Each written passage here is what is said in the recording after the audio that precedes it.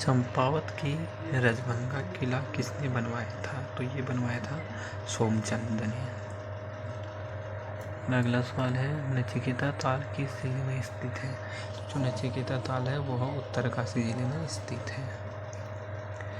कुमाऊं परिषद का गठन किस वर्ष हुआ? तो इसका उत्तर है 1916 ईस्वी में। उत्तराखंड की प्राचीनतम प्रजाति कौन सी है? तो कौल हो गया है, तो उसको कौल करके ऊपर कौल होता है ना, कौल प्रजाति जो है वो सबसे प्राचीन प्रजाति है उत्तराखंड की। उत्तराखंड जल विद्युत निगम की स्थापना किस वर्ष हुई थी? तो ये हुई थी 9 नवंबर 2001 को। वर्ष और तारीख दोनों आप याद कर लीजिए। 9 नवंबर को उत्तराखंड 2000 को जब उत्तराखंड का गठन हुआ तो उसके एक साल बाद ये याद कर लीजिएगा इसको इस प्रकार से।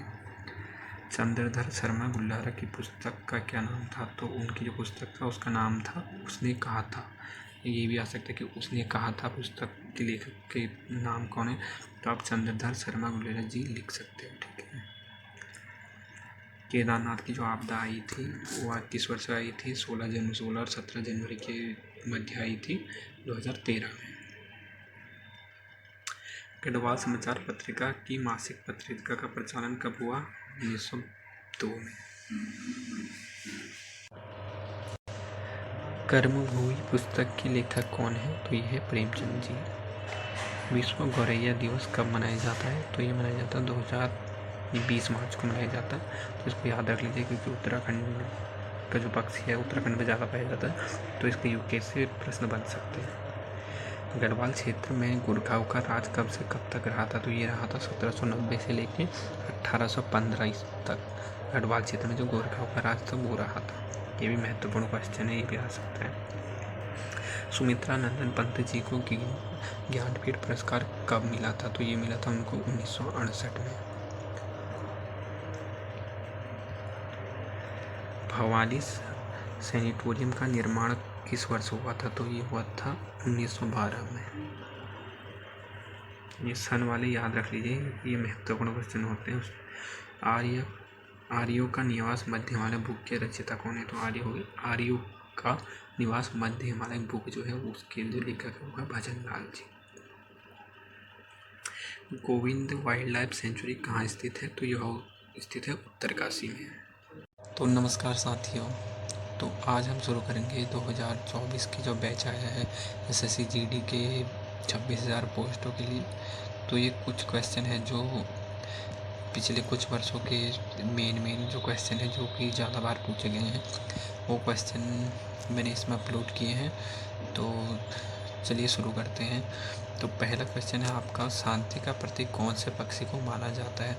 तो शांति का जो प्रतीक है ये कबूतर को माना जाता है। ये वैसे आसान सवाल है, इसको तो आप याद कर लोगे। तो आगे बढ़ते हैं अगले क्वेश्चन की ओर। अगला क्वेश्चन है, इंडिया 2020 के लेखक कौन है? तो इसके जो लेखक हैं वो है डॉक्टर APJ अब्दुल कलाम जी। तो नेक्स्ट क्वेश्चन की ओर बढ़ते हैं। 1920 में भारत के राष्ट्रीय कांग्रेस की बैठक कौन से शहर में हुई थी? तो जो 2020 में भारत के राष्ट्रीय कांग्रेस जो उन दिनों मजबूत पार्टी थी तो उसका जो अधिवेशन हुआ था वो हुआ था नागपुर में 1920 में। ये कि क्वेश्चन है, श्रीलंका में गृह युद्ध कब समाप्त हुआ था? तो जो उनके आंतरिक मामले होते हैं उसमें ये श्रीलंका का एक युद्ध हुआ था, क्योंकि युद्ध मतलब उतना वैसा युद्ध नहीं था। तो गृह युद्ध आपका सवाल बनेगा तो 2009 में समाप्त हुआ था। भारत का प्रमुख लौह अयस्क क्षेत्र कौन सा है? तो इसका उत्तर है उड़ीसा और झारखंड के जो क्षेत्र हैं ये प्रमुख लौह अयस्क क्षेत्र हैं भारत के। अगले प्रश्न की ओर बढ़ते हैं। एशिया की ज्योति के रूप में किनको जाना जाता है? तो Asia the light of Asia भी आ सकता है, एशिया की ज्योति, दोनों में से कुछ भी पूछा जा सकता है। तो इसमें आपका जवाब होगा बुद्ध जी को ये कहा जाता है एशिया की ज्योति या लाइट ऑफ एशिया। ठीक है। ओलंपिक में पहला रजत पदक जीतने वाली महिला कौन थी? तो जो ओलंपिक में रजत पदक जीता था वो थी PV सिंधु, बैडमिंटन खेलती हैं। सोवियत संघ अलग कब हुआ? तो ये हुआ था 1991 में। तो जो अगला सवाल है वो है अमरकंटक की पहाड़ियाँ कौन से राज्य में स्थित हैं? तो ये इसका उत्तर हो जाएगा मध्य प्रदेश। तो इसमें एक सवाल और बनता है, जो अमरकंटक की पहाड़ियाँ हैं तो यहाँ से जो है ना नर्मदा नदी निकलती है। अगर ये क्वेश्चन आता है कि नर्मदा नदी कहाँ से निकलती है, कौन सी पहाड़ी से, तो अमरकंटक है और ये कहाँ स्थित है? मध्य प्रदेश में।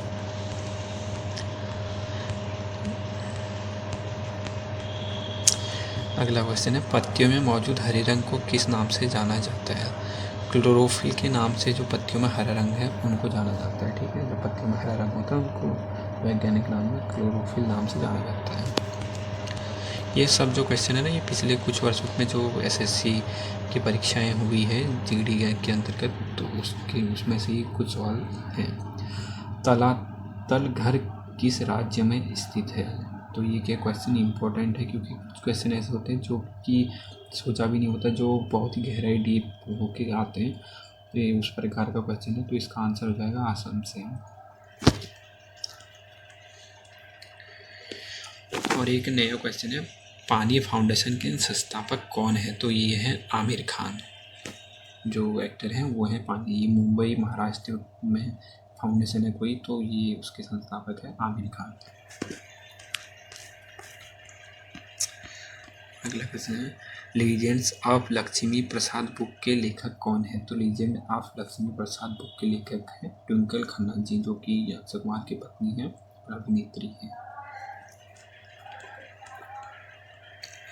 भारत में फ्रांसीसी उपनिवेश की राजधानी कौन सी है?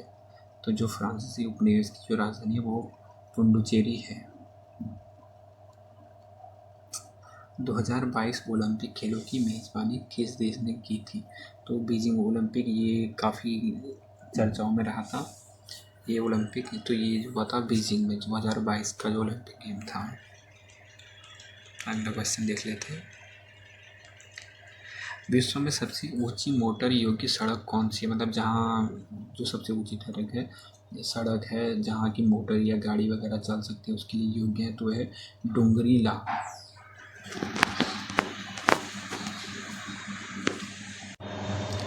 अगला क्वेश्चन है खाद्य सुरक्षा अधिनियम किस वर्ष पारित हुआ था? तो खाद्य सुरक्षा अधिनियम जो हुआ था वर्ष 2013 में पारित हुआ था। उड़ती चिड़िया के पर पहचाना या उड़ती चिड़िया को पहचाना, इसका जो मुहावरा है इसका अर्थ क्या होता है? तो इसका अर्थ है दूसरों की मन की बात जानना। मतलब कि जैसे चिड़िया है दूर से पहचान लेते हैं, तो ऐसे ही दूसरे के मन में क्या चल रहा है उसी के अंतर्गत मुहावरा आता है कि दूसरों मन की बात जानना।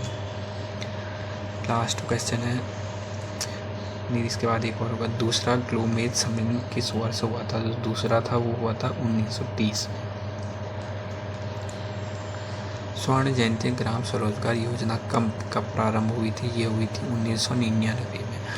तो ये कुछ क्वेश्चन थे जो कि पिछले कुछ वर्षों में आए थे, और आप इनको अच्छे से नोट डाउन कर लीजिएगा, और आगे भी कोशिश रहेगी कि और अच्छे क्वेश्चन में जो ओल्ड पेपर हुए थे उनमें से छांट के आपको लाते रहूँगा।